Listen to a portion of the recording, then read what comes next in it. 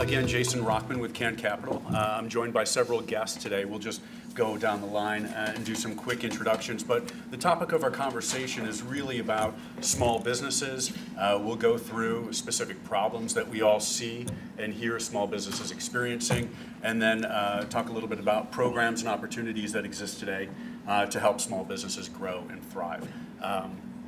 John, do you want to kick things off with the intros? Hi, my name is John Gilstrap. I'm Executive Vice President of Business Expansion and Attraction at Empire State Development Corporation. And it's kind of ironic, my first job out of college I was located in this building in 1984. So life is truly not linear.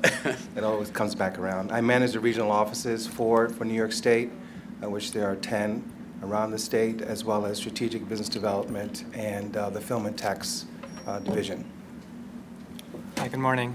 Manny Dominguez. I'm the Executive Director for NYC Business Solutions at the Department of Small Business Services. We have, as Maria mentioned, 7 NYC Business Solutions centers citywide offering free services to small business owners, and additionally 9 industrial business service providers, again offering free services to small businesses. And thanks to Can Capital and City and State for hosting. Thank you. Hi, I'm Nancy Ploeger. I'm the president of the Manhattan Chamber of Commerce. We have 10,000 members and subscribers here in Manhattan. They're not all in Manhattan, but the majority of them are. They're in the other boroughs, even Westchester and New Jersey, anyone that's desiring to do business in Manhattan. 73% of our members and subscribers are small businesses with less than 10 employees. And we have a lot of sole proprietors, a lot of startups, a lot of young IT coming out with the next app, hoping to sell it to Facebook or Google and become wealthy overnight. But so we have a broad range, ranging from sole proprietors all the way up to major corporations who are out there helping us to support the small business community. All right, and then Councilman Carnegie will be joining us shortly as well. But we're going to go ahead and get started. So first, the question for everyone is, what are the primary challenges that you all hear and see from small businesses, and then any solutions or programs that you think are out there that more small businesses need to be aware of? Nancy, should we start with you? Sure. Well, I guess my first thing is, you want a list? I know. We say RTR, CRT, and HDC. Those are the issues today. RTR stands for rent, obviously, taxes, and regulation. Those are major challenges for our small businesses. CRT happens to be one of those taxes that is only levied in Manhattan below 96th Street. It was eliminated from all other boroughs back in the 1990s. It is an unfair, unjust tax, and we are working to have that eliminated by starting to have it eliminated for the 2,600 small businesses that are paying this tax. Very unfair.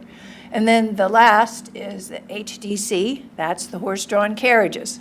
It has been proven that the horses are not abused, they're well cared for, and there are 300 jobs, mostly immigrants, driving these horse-drawn carriages from all over the world, from Argentina, from Russia, from Mexico, you name it. We've got almost every immigrant population represented by the drivers. That's 300 jobs that are good-paying, middle-class jobs that are also supporting families. And may I just add that this is the first time, one of the first times, that a business association like our chamber, the Teamsters Union, the Central Labor Parties, and the Working Family Parties have come together to oppose a specific bill. That's almost a real first. Solutions are working with all of the different resources that are available from the Department of SBS, the EDC. There are so many resources available, the libraries, and it's really part of our mission to educate businesses as to where they can go to find solutions. We just had a half-day seminar yesterday on access to capital, featuring folks from Axiom, from Can Capital, Fundera, venture capitalists, angel investors, Golden Seeds, and even a Shark Tank alumni who told how she did it. And the one thing that came out of that is finance. People do not know their financials, and therefore it's much harder for them to access capital. So it is our job, as well as all of our colleagues, to make sure that businesses know where they can find the information, to educate themselves on understanding their financials, or where they can find people who understand the financials, who can come in and work with them side by side and go to meetings where you're seeking out funding or helping them fill out the loan packages for banks or VCs. So the financials are really, really the critical part of understanding any of your business, whether it's trying to get more loans, trying to run your business, trying to negotiate your leases, understanding all the financials and so forth. Absolutely. So Nancy mentioned access to capital and financing, and that's actually, we find at our centers, easily our most popular service is access to capital. And so that would lead me to believe that seems to be a challenge for business owners citywide. And one of the things that we've done at the NYC Business Solutions Centers is train staff, train account managers that are spread at the centers throughout the city to help with that challenge and work with businesses to not only figure out exactly how much financing they actually need, but also what the best source of financing is for them. We work with over 30 different lenders citywide, and then take them through the whole application process, make sure that they have the right documents, they have any strengths and weaknesses that they have. The strengths are increased and the weaknesses are improved. And so that's, I think, one of the biggest challenges. In addition to that, I think oftentimes businesses don't have access to the right tools, the right experts. Often legal assistance can be an issue. So we've worked very closely with law firms throughout the city.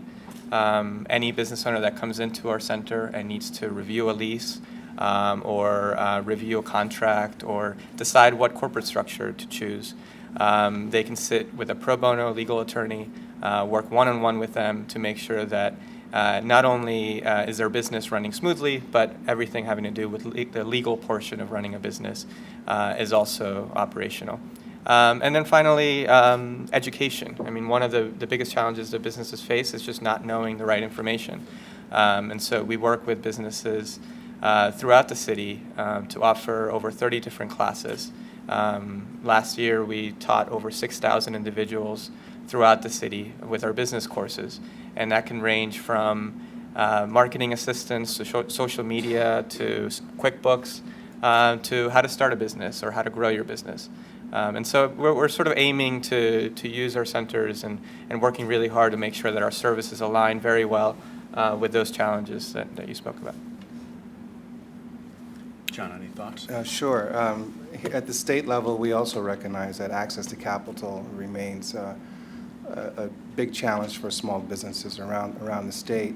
And our SBA group, our Small Business Administration group, has implemented a number of programs to help address this issue on the lending side and also the equity side. On the lending side, we have two programs called JDA, Job Development Authority, which provides low-cost lending to small businesses looking to purchase machinery and equipment. And we have another program called MERF, which is Metropolitan Economic Revitalization Fund, which provides capital to businesses that are located in the Port Authority of New York and New Jersey area zones. And we work closely with banks. We sometimes take co-senior position with banks, and sometimes we'll take the loan out in the form of a grant, depending on the financials and the type of business that the company is operating in. On the equity side, the governor just launched, I think, it's now the end of 2013, a venture capital fund called New York Innovates. It's a $100 million fund, and it's targeted toward small businesses or entrepreneurial businesses throughout the state, and clearly New York City falls into that category. And right now we have looking at about 10 businesses that just applied to the program. And an offshoot of that is another $2 million set aside for MWBE businesses, and that's new. That was just introduced at the beginning of this year. So we're looking to address this issue from a lending side and from an equity side. The other challenge, I think, for small businesses, and this is brought up here, or just the other panelists brought it up, is access to advice and technical know-how. So we have a program that was launched at the end of last year called Business Mentor New York, where we take 600, right now I think we have about 800 of our clients around the state, businesses of all sizes, and we pair them up with small businesses throughout the state. We have about 600 businesses in the program matched with about 800 mentors. So these mentors provide all kind of advice on marketing, financial services, legal advice, and so forth. And I think that's been a really good program for us. And one more program is Employee Entrepreneur Assistance Program, which also addresses the technical capability situation facing small businesses. A lot of this stuff is available on our website. You can locate it and find it. And if you have any other questions on that, feel free to contact me directly. So you can't help but notice there's an enormous amount of resources available to small businesses. Questions, do you think that small businesses in general are utilizing those services or those resources as much as they should be? And if not, why aren't they fully utilizing those resources? You want to kick things off? Well, since you're warmed up. Sure, since I've got the frog out of my throat. Actually, I was a small business before joining ESD 2 years ago, and Nancy was actually helpful to me many years ago. I don't know if she remembers, but I ran a property management business, and I was an MWBE state certified Port Authority and New York City certified. I think some of the hurdles is I think your question was how the visibility. Are people utilizing them? Yeah, and if not, why? I think it's just where do you go to find this information? It's is there an easy to access portal? Sometimes you want to go on. You're looking for information on the state site or city site, and it's just kind of daunting. I mean, you don't know where to get in. I think one of the issues we have to address, and we are trying to work on the state side, is just outreach, just being in the community with programs like this, and more often just letting people know that the resources exist and are out there. So I think one of the biggest hurdles is just knowledge about it. We can talk, and then we can talk about Startup New York later on if you like. But that's been a huge driver for us of getting people into the door to talk about their business and their ideas and things they want to do of all kind of businesses from hairdressers to biotech firms. So I think just access to the information is a big problem. Yeah, I mean, John mentioned access, and absolutely. I mean, I think part of this is about creating the right scenario so that a business owner can access the services in real time, at their location, from their home. And so we've done a few things, I think, to help us improve that. One, obviously, is having the 7 NYC Business Solutions Centers strategically positioned throughout the city in all 5 boroughs in easily accessible neighborhoods, but also neighborhoods that have traditionally have been fairly heavy with commercial businesses. And so that's really helped and gone a long way to bringing services out to the community. But in addition to that, we recognize that it's a big city. And so the commissioner mentioned the library initiative that we have been working very closely with the 3 library systems to offer our courses in multiple languages through library branches throughout the city. And so that's just another way to get businesses, to get services out into the communities throughout the city. And related to that is our Immigrant Business Initiative.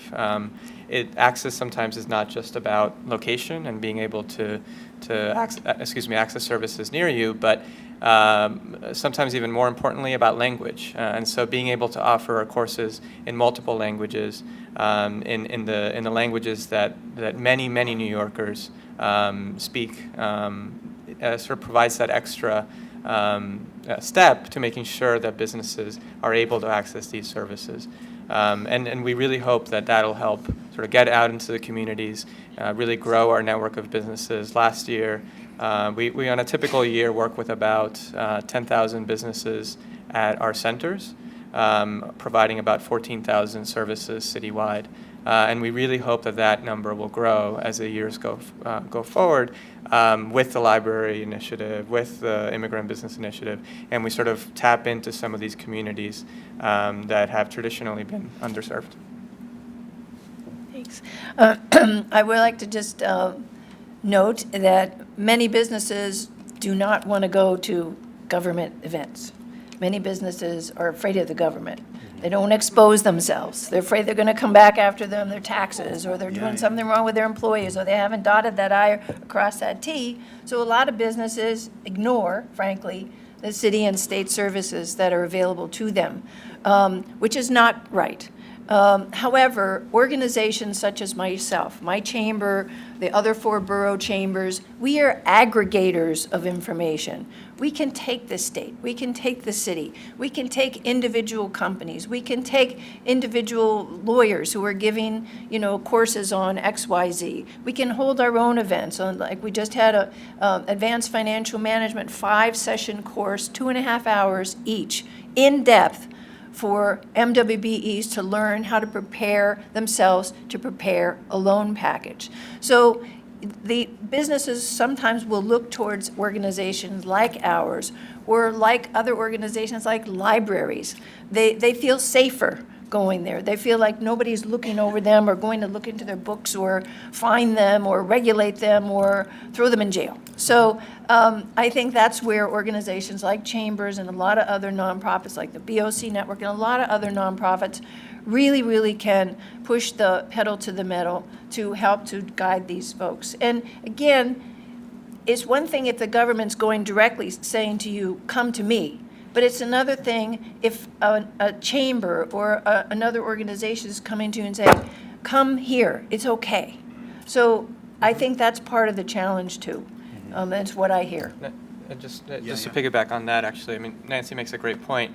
It's a lot of this is about trust, right? And so when we talk about how do we reach a new community, how do we work with folks that haven't traditionally felt comfortable coming to one of our centers, there's a variety of ways we can do that. But one of the things that I think has been particularly successful and a model that I hope will continue forward. As I mentioned earlier, the Immigrant Business Initiative. Essentially what we did there was say, these are communities that we've had traditionally a hard time reaching. We've done some great work there, but we want to grow and expand. And so to your point, Nancy, we partnered with community organizations that are trusted, that speak the language, that on a routine basis work with not only businesses but also individuals from those communities, and that see them as a place where they can go, be safe, and trust. And just to use a couple examples, places like Shorefront Y near Brighton Beach in the southern part of Brooklyn, probably a community organization that under a traditional model we wouldn't have worked a lot with. But because they're such a trusted organization within that community, within the Russian-speaking community in Brighton Beach, it's a fantastic partnership. And it works very well with sort of connecting to our set of services to a community that may have never set foot in one of our centers. And so I think that's, you make a fantastic point, Nancy, to make sure that it's not just government going out and offering as much as possible, but working with community-based organizations that are already trusted. Yeah, I want to jump on that as well. I think fear of the man is a big is a big issue, and that's something we face when with the MWB certifications. Folks don't want to submit the paperwork. So we too partner with third-party entities. Some of them are called CDFIs, Community Development Financial Institutions, who are intermediaries and help finance small businesses. We fund those guys. But at the same time, I think we have to do more outreach as a state agency in the sense that not necessarily to sell anything, but just to be present in the community, because you can't engender trust if people don't see a face or put some, there's some humanity to it. You have to be able to connect. If you want to, I go meet small businesses in Canandaigua County. I mean, a small farmer, and I want him to come and do some business with us, or we can help his business. He doesn't know me from Adam, doesn't know the program from Adam, but if I'm there talking to the community or talking to the business or just take an interest in the business, I think he's more likely to do business with us and more likely to spread the word. So from my perspective, I encourage my guys to get out into the community and just meet and talk to people as much as possible. Great. And I just wanted to say one thing along those lines, and you just brought it up too, John, is that it's really important for those clients that the state or the city or any of us have in any of our businesses, nonprofits or for-profit, to get the testimonials out there. Because it's just like in working with the city and the SBS and the MWBE, we ran a whole series of ads showing, John Brown up in Harlem who got this job, who got this contract. It's people seeing real faces and the real faces getting out there in the community and saying, I did it, you can do it too. And that's a big encouragement. So I think we all have to do a better storytelling about those businesses that we have helped and show the communities. There's people in your own community that have benefited by this knowledge. Go to this library, go to this Y, and take this class because you'll learn and it will help you. So I think we have to do better storytelling. Nancy, a specific question for you. Which of your programs or the programs that you're associated with see the highest demand, and why do you think that is? Well, I think along with access to capital and the regulations and our advocacy piece, when the businesses come to us and say, I'm trying to open a cafe license and I have XYZ issue, and we call up the city and we try to get that resolved. Along with that, one of the things that's very overwhelming for businesses today is the whole marketing. What is social media? Which platform should I use? Somebody just developed this app. Somebody's knocking on my door. Somebody wants me to buy an old-fashioned ad in a newspaper. What do I do? How can I navigate this? So that's one thing, again, not on the, it's a very important part of running the business because you have to have a brand, you have to have identity, you have to know who you are, you have to get your message across clearly, and you got to find your customers. So we have an annual marketing week, NYC, which we just had a couple of weeks ago, where we had about 20 different events. This is the difference between LinkedIn and Facebook, and this is how you use it, and this is what's good for you. And not every small business has somebody who can be just focused on social media. Even in my own chamber, I don't have a social media director. I have a VP of communications who's doing a gazillion things and this on the side. So it's really important for businesses to find which one of these social media where marketing processes is the best for them. So navigating that, we get a lot of interest in this. Every time we have anything that has to do with marketing, PR, explaining social media, explaining apps, we get a lot of interest because the businesses are just overwhelmed. That's great. Manny, specific question for you. Is there advice that you have for small businesses or sort of best practices that small businesses should be aware of when they come to the Business Solution Centers in search of capital? Sure, absolutely. The first thing that'll happen when they walk into a center is they'll sit with an account manager. So as I mentioned before, we have trained account managers that are trained to work with a variety of lenders. And so the first thing that an individual will do with them is work with them to make sure that their assessment of what their need is in line with the sort of the reality of financing, but also makes sense for their business. Is what you are looking for as far as financing going to help you either start the business, grow? Is it going to be too much, too little? And sort of a reality check of how that plays out as your business goes. So even that assessment alone, I think, is a key component to the service that we provide, figuring out exactly what's the best option for you as far as the amount of financing and the type of financing. Secondly, they'll work with them to narrow down a list of the best lenders and lending products for their specific need. And as I mentioned before, that could be a very small loan with one of our micro lenders, like say Accion USA, to start building their credit. It could be as small as that, or it could be a very large loan through somewhere like NYBDC say an SBA 504 loan in order to purchase the building where they are, right? So it could be any range within that. And once that account manager has determined this is the range of products, these are the lenders that are going to be the best fit for you, that's when the real sort of difficult work starts of putting together that application. And so as far as advice, I mean, I think that the account manager will walk them through what any lender would look for, and that's things like credit. Let's pull your credit report and figure out exactly what your strengths and weaknesses are. If there are things that we can fix, we can make a referral to the Office of Financial Empowerment.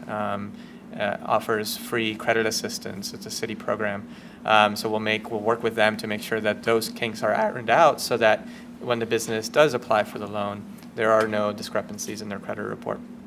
In addition to that, they'll look at the ability of the business to pay back the loan. So that's something that oftentimes is the number one thing that a lender is going to look at, is can you, at the end of the day, their incentives are very well aligned with the business owner, right? Can you, as a business, pay this loan every month? And if the answer is yes to that question, you'll have the cash flow, you'll have the ability on a monthly basis based on this loan to make those payments, then usually that's a great sign, right? That's a good sign that this business is in a good spot for financing. And if they can't, then what are the steps we need to take to make sure that you're operating efficiently? Is there a product that allows you to lengthen the term of the loan to make sure that those monthly payments are affordable for you? And really work with the business owner to make sure that all those sort of credit and ability to pay back and all those things are as good as we can get them before the loan's actually submitted. For businesses that we submit loans for, our account managers do a fantastic job of this. The businesses that go through us that actually submit a loan, about 80% of them get approved for a loan. So that's it's a fantastic range. And part of that is making sure that the pre-screening process and that the businesses that are going through that long process of applying for a loan are really solid and able to work with us to make sure that any weaknesses are strengthened. How long is that long process? How long does it usually take? Yeah, it depends very much on the lender. I mean, like I said, when working with so many different types of lenders with different requirements and different size loans, it can range quite a bit. We have lenders that can quickly turn a loan around in a couple of weeks, and then there are much more complicated deals that can take 4, 5, 6 months to get approved. Oftentimes those are the larger loans, the ones that have a piece of real estate attached to them, or kind of complex deals with multiple lenders. So it's a pretty wide range. Great. John, question for you about private sector, your relationship with the private sector and how they're helping support and build out your efforts. What is that dynamic like? Well, it's something that we are courting more. Certainly a lot of our programs now where companies are receiving tax incentives or tax credits, you're required to bring a private capital or a private equity partner to the table and leverage those investments, maybe 4 to 1 or 5 to 1. So statutorily, some of our incentives really encourage a business to go out and bring on extra private sector partnerships to the table. Moving away from New York City, for example, we have a big initiative going on called the Upstate Revitalization Initiative, and that's a program where we are encouraging regions to come up with really transformative plans about their economic zones, and in exchange for some capital to grow those businesses, and we're requiring them to bring on private partners to leverage that investment, because we realize that we really cannot move the needle economically just the state alone. So public-private partnerships are something that I talk about all the time and try to encourage. Okay, great. Nancy, jumping back over your way, what are your members telling you about the current lending environment? Is it getting easier? Is it getting harder? What's the general feeling that you're hearing on the street? Well, I think it's getting easier simply because there's a lot more opportunities out there to find a loan. Before you really just had, your family, your credit cards, or the bank. But now you have all these really terrific organizations, Can Capital, Moderator, all these different organizations out there are finding ways to really help to get businesses in the pipeline and get loans. So I think overall, especially on the part of the younger generation, they just come in and they see what's happening. I'm going to go on Shark Tank. I'm going to go to a VC. There's plenty of ways for me to get money, right? So, but it gives them encouragement, and it really doesn't stop them. I think, once they start to dig into it, they're going to know that they have to end up going to the more normal routes. But certainly, it's gone way beyond just family, credit cards, and banks. So I think it is much easier. But the thing is, the one woman that spoke at our meeting yesterday, big venture capital, she gave the 5 most common reasons that people don't get loans. And again, back to financials. They don't understand their financials. And when these VCs or the loan officers, or even some of the small micro loans, they start to ask them one question that has some word that's applicable to the financial model, and they don't even understand what the word means. So people have to understand they can't just go to Macy's and say, hey, or to a lender and say, hey, Macy's is going to buy 10 million of these, give me money. So they really have to work on the process of procedures. And I think one of the things that's most helpful is when there is a lender, Axions, SBS, whoever is helping to direct that party, if they give them a step-by-step, this is what you need. Don't even think about coming in my office until you have this. It's like David Letterman. It's the top 10 things you need to go and get a loan. So businesses need to know this and not just walk in and say, give me money.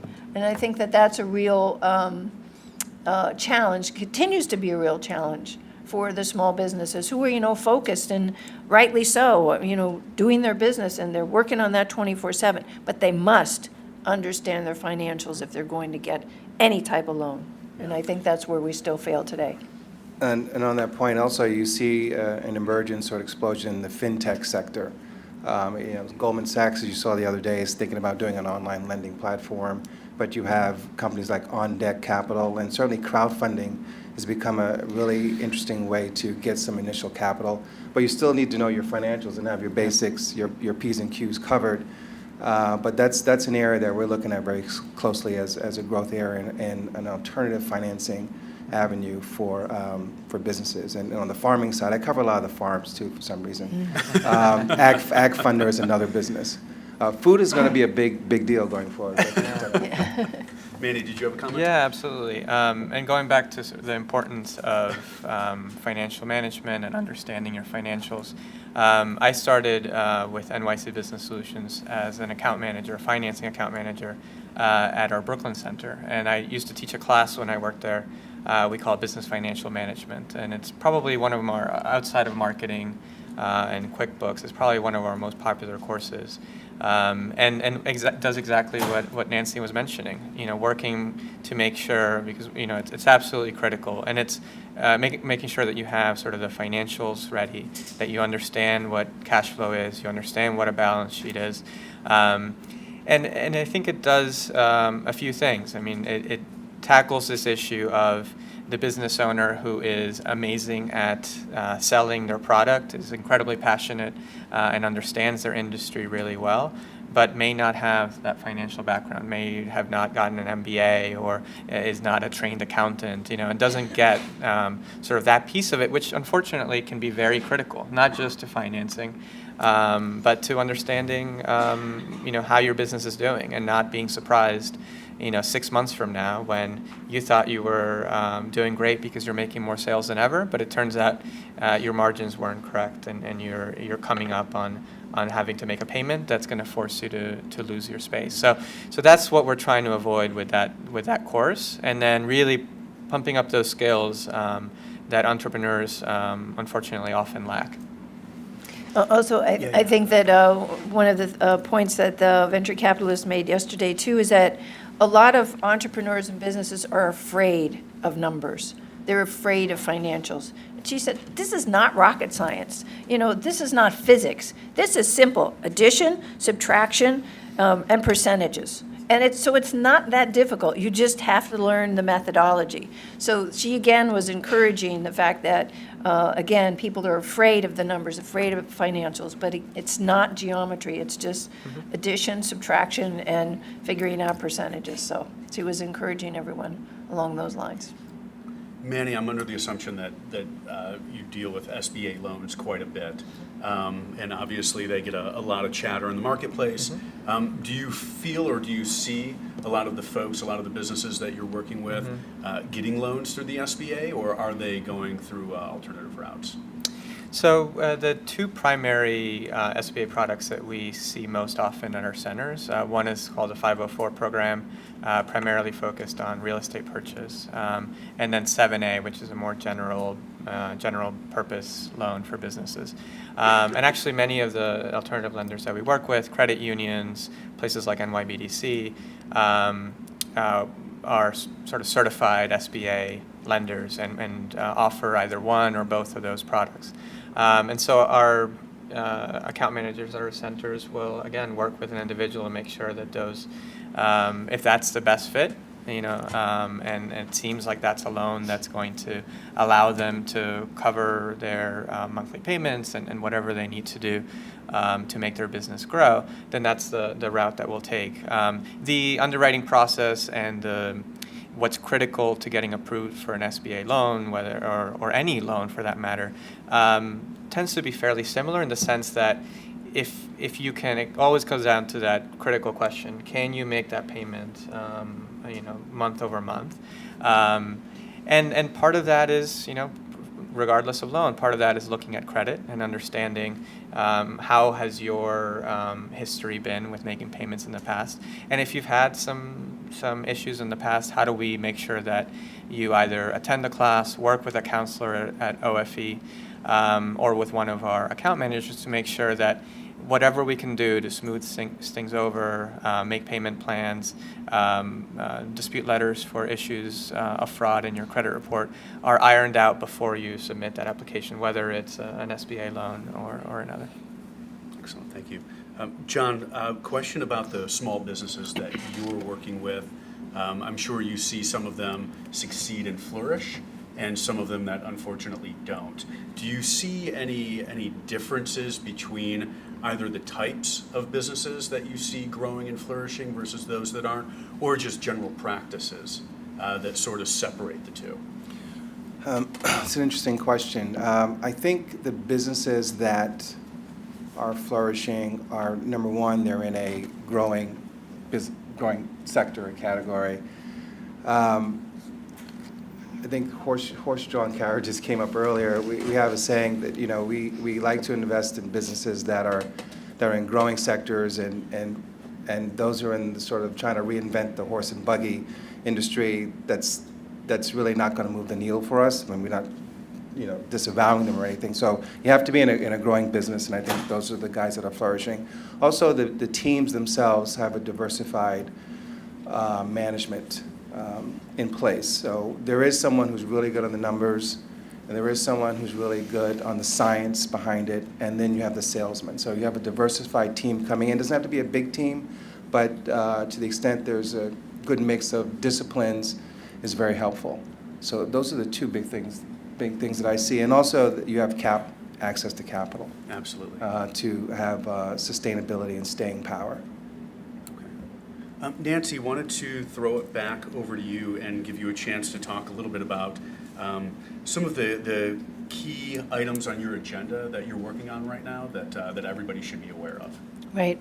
Well, as I mentioned earlier, and I'm just going to say, if you don't mind, one more thing about the SBA.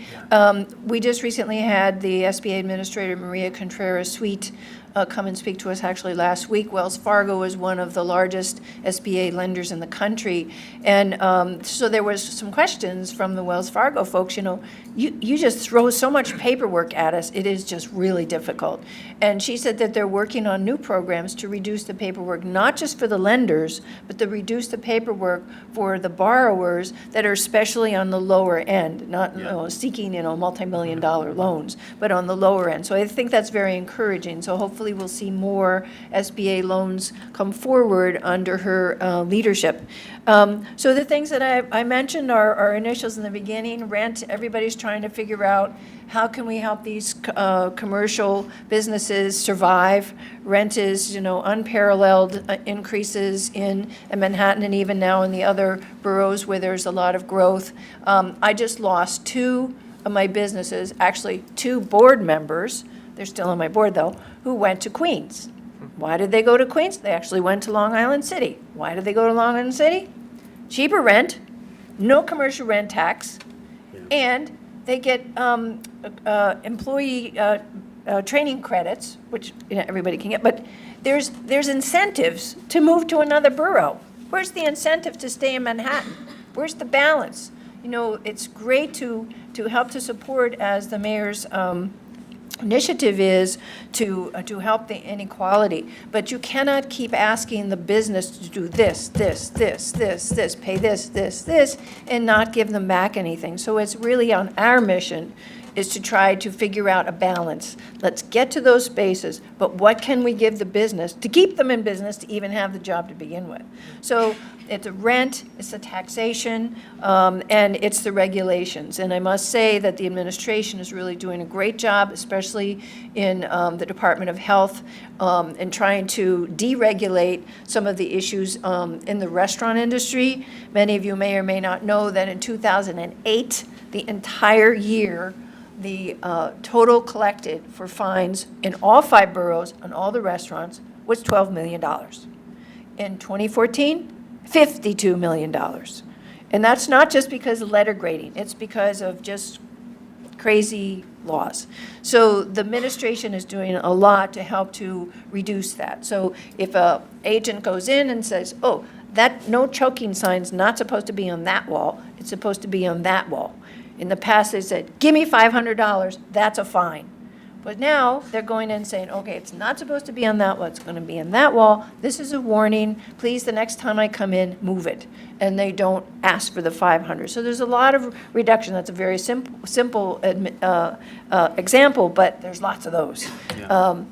So especially in the restaurant industry. So the administration is trying to reduce paperwork, trying to make sure that everything that they put out there with the Department of Consumer Affairs is in all multiple languages, so that businesses are not, especially our immigrant businesses, like, what does this mean? So they're really making efforts with the regulation, and we keep pressing that as well. Rent is, as I say, there's never going to be any commercial rent control. It's just not going to exist. So we have to come up with creative ways to help to support that.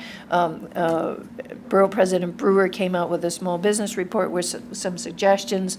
Small local organizations are trying to figure that out and so forth. But for us, again, trying to create that balance is the commercial rent tax. So it's $687 million just on the backs of businesses below 96th Street in Manhattan, and it is in no other borough. It was done away with in the 1990s, but kept only in Manhattan. We think it's extremely unfair, totally unjustified. Nobody has today, to this date, been able to tell me why it is in place, still in place. And we're fighting to start that needle rolling by reducing the commercial rent tax on the small businesses. In fact, there's 2,600 of them paying below $500,000 in annual rent that are currently subject to this tax. And if we can move the needle, it's going to give them $33 million right off the bat back into the pockets of the small business. What does that mean? More locations, more jobs, more customers, more success, less tax. So that along with the horse-drawn carriages, those are the issues that I'm working on. Great, thank you. Manny, question for you about the increase that SBS has received for, I believe, next fiscal year. Sure. Any plans that you can essentially talk about to give us an idea of how those funds are going to be invested year over year? Yeah, so I think the commissioner mentioned 3 basic pillars that any programming that comes out of this additional funding is going to be targeting. One is creating better jobs, stronger economy, and then finally stronger businesses and a fairer economy. So, I mean, essentially, a lot of the programming that you'll see coming out of SBS will align with one of those three pillars or multiple of those. Just to give you a couple examples, the Commissioner mentioned We NYC. It's an initiative that we're very excited about. It aims to serve over 5,000 women entrepreneurs in the next 3 years with a variety of services. We've sort of wrapped up our community engagement piece. We've got a lot of very positive feedback from the community around what are the challenges that women business owners are facing on a day-to-day basis, and what sort of unique solutions they need in order to overcome those challenges. Second example, Small Business First. Again, we received a huge amount of response from the business community. Over 600 recommendations were made to us, and we've assigned sort of 30 initiatives that will be coming out of that'll address a few different things, but primarily making sure that it's as easy as possible and as efficient as possible to run and start a business in New York City.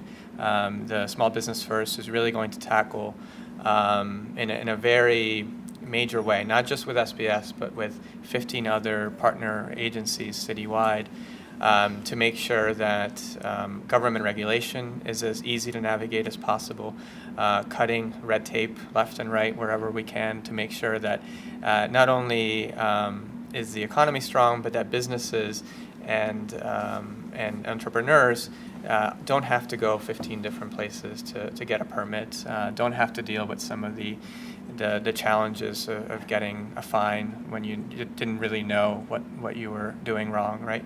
So a lot of those things I think are going to help make sure that businesses are running smoothly in New York.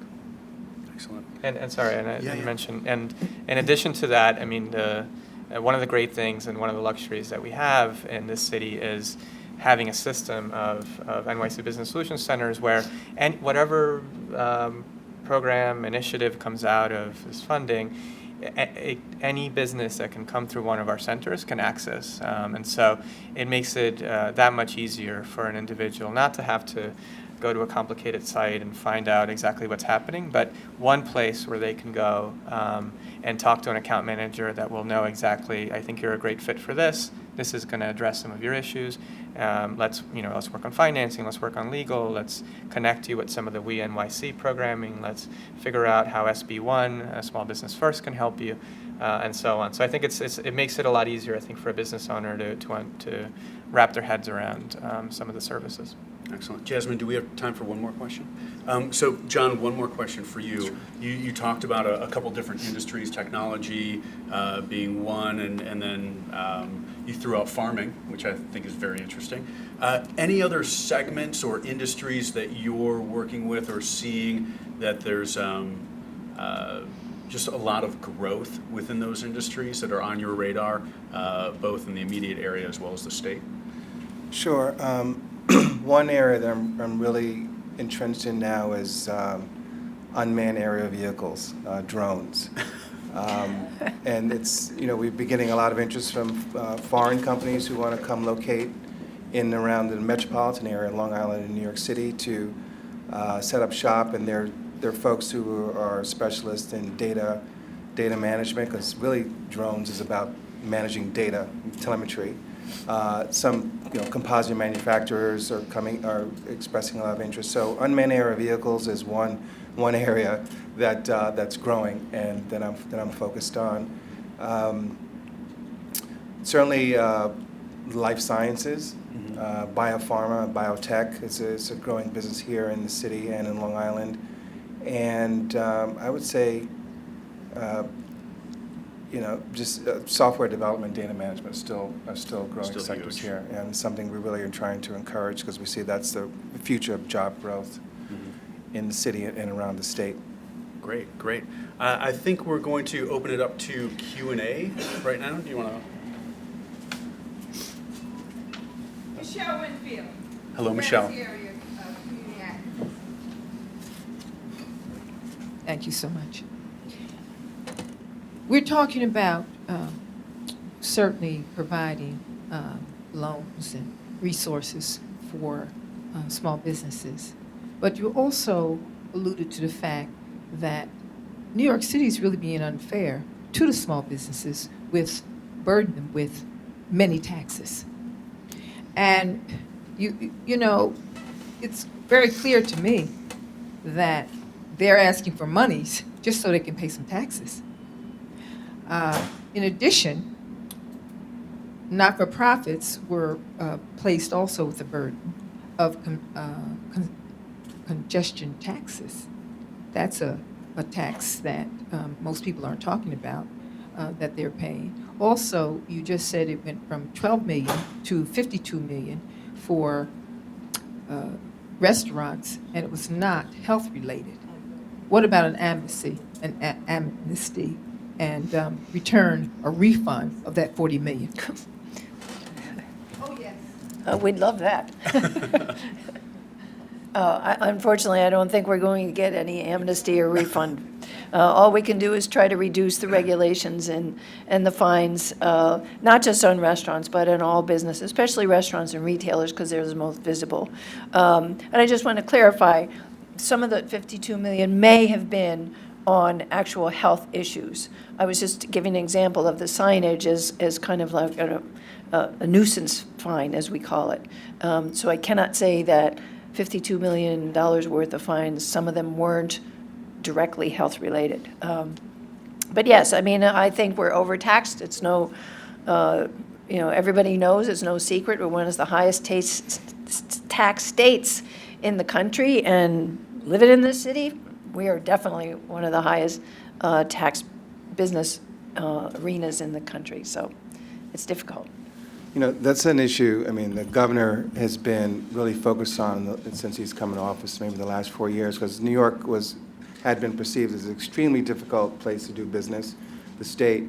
So what we can affect from the state level is elimination of a lot of state taxes. So Startup New York has created a lot of tax-free zones where businesses can locate in and not pay taxes for 10 years. Commercial tax, personal income tax, real estate taxes, state taxes are eliminated. A lot of our other programs, Excelsior programs, you get investment tax credits for locating in certain zones. So, and then we're trying to implement something called Business Express, a one-stop shop where you can just go and have your, solutions settled in one place. You're trying for your liquor license and your fishing license, and you have to re-enter your driver's license. You have. That's a cost to business as well, and we're addressing those issues. But it's a legitimate point. But we're really addressing it through a number of new programs on our end at the state. Right. And I think. Yes, sir. My name is Peter Wade, from Marketing Services. Comment, $15 minimum wage. Your comments. Yeah. $15 minimum wage. I'll Anyone take it wanna on. jump in that? Gee, I wonder what I would possibly say. $15 wage, I get it. We need to support those and help. It's all about inequality and helping those that don't have the access or resources to pay their rent, to pay for their food, to support their families. But, as I said before, what are we giving the businesses back? There is a real fallacy that business is bad. All businesses are wealthy. Business takes advantage of their employees. That is not true. There may be bad apples, there's bad apples everywhere, but that is not true. And raising this $15, what are you going to give the business back to balance that? You got to find some tax credits, you have to find something, or those jobs will not even exist because the business will go out of business. They can't afford it without support. Amen. So, and I think that from a kind of creating careers and solid jobs for individuals, one program that I didn't mention that has come out of EDC and that our centers are working very closely with and making referrals to is something called Best for NYC. I don't know if you're familiar with it, but essentially it's rewarding businesses and essentially putting up in a pedestal businesses that treat their employees very fairly, that offer not just good wages, but also great benefits, have a good professional development environment. And what the program essentially does is provide an assessment for businesses to take to understand how do they match up against their peers, how do they, do they have the right environment for businesses, and then works very closely. And it's all about understanding where you are and where you want to go as a business and as an employer. And we're seeing already businesses taking that with no enforcement whatsoever, but taking that on themselves because they want to be better employers, right? And they want to make sure that their staff stays, that there's less turnover, that the environment that their employees are working in is one that values them for what they have to offer, and we're already seeing the benefits of that. And so they'll work through the assessment, understand what changes they can make, what changes are just not feasible for them to make, and then work with our centers to make sure that anything we can offer to help them improve as employers, as businesses, and help them retain that talent, that we're doing everything we can to help them. Excellent. I think there was a question in the back. Hi. Hi, I'm Nikki. I work for UK Trade Investment at the British Consulate, and my colleague and I, we help British companies set up every day in New York, and I feel like there's a bit of a misalignment because we come in, I work with creative tech companies, she works with financial companies, they come here and they create jobs, and they're not brick and mortar stores necessarily, but they're coming here and they kind of feel, as the British government, we help them, but they kind of feel like they can't approach New York City government and they can't approach the state government. So my question is twofold. What do you do for foreign companies? I know, John, you mentioned that there's an influx of that. And can foreign companies take advantage of some of these programs? New York City Business Solutions, they may not need the language services, but other services, and then the New Innovation Fund, and what's being done, because these are job makers. They may be foreign, but they're job makers for this city. If I jump in first, my division, Strategic Business Development, foreign direct investment is something we live for. I mean, as long as you can come in and provide jobs, we'll help you get established in any way. You can take advantage of Startup New York. You can take advantage of our Excelsior tax program. The governor just announced at the end of last year a Global New York initiative where we're providing capital grants and loans for businesses who want to increase exports overseas, but also to help businesses locate in New York. We also have an office in London as well that's looking around Europe to engage companies who want to set up shop here in the U.S. and in New York in particular. New York. But in particular, the UK and Germany and the European front are our two biggest foreign direct partners. So we'd love to do more business with you guys. Also, there's the EB-5 program, which I'm sure you know about, and I don't know if any of your businesses can take advantage of that. If you don't know about it, it's called EB-5.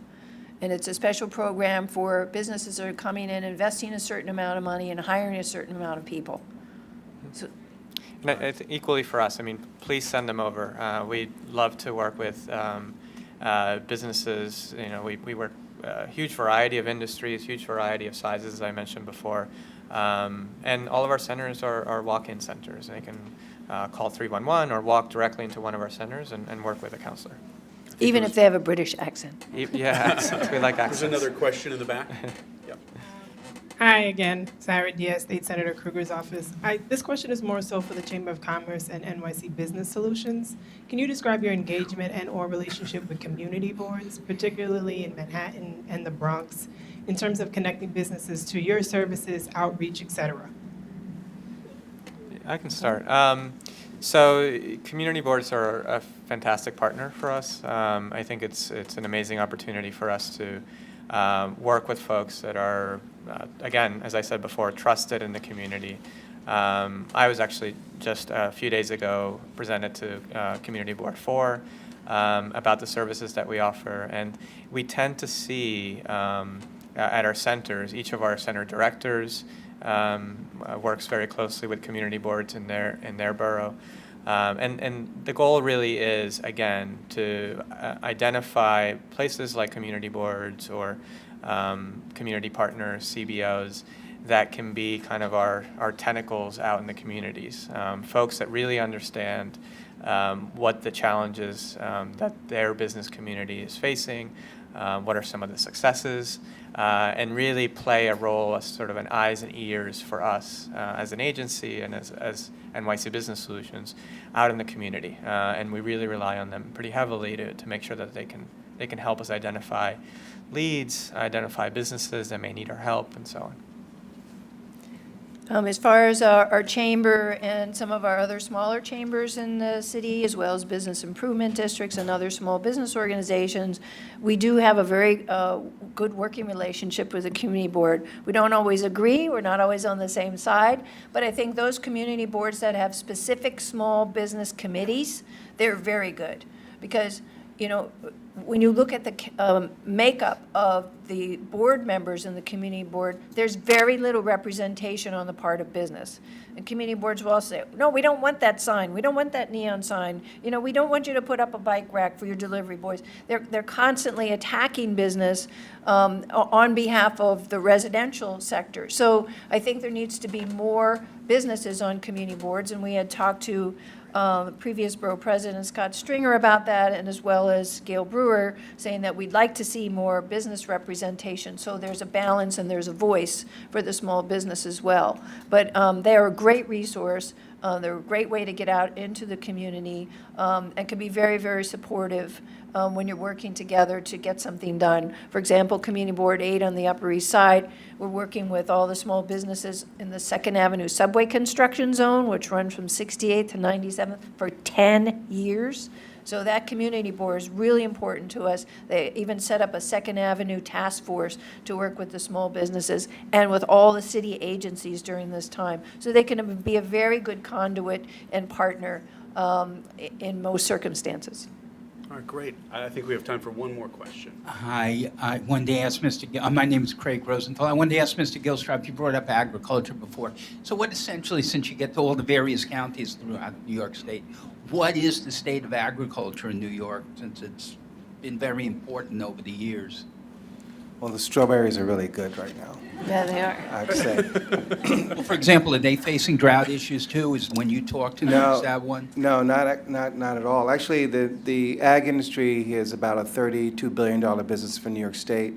But, you know, we talked about inequity in wages. I think that's a tough issue for farmers. I mean, they're not, you know, jobs are being depleted, they're shrinking, there's distribution issues, getting food off the farms to major hubs. New York City, for one, we're working on a big food hub sister project to Hunts Point Market.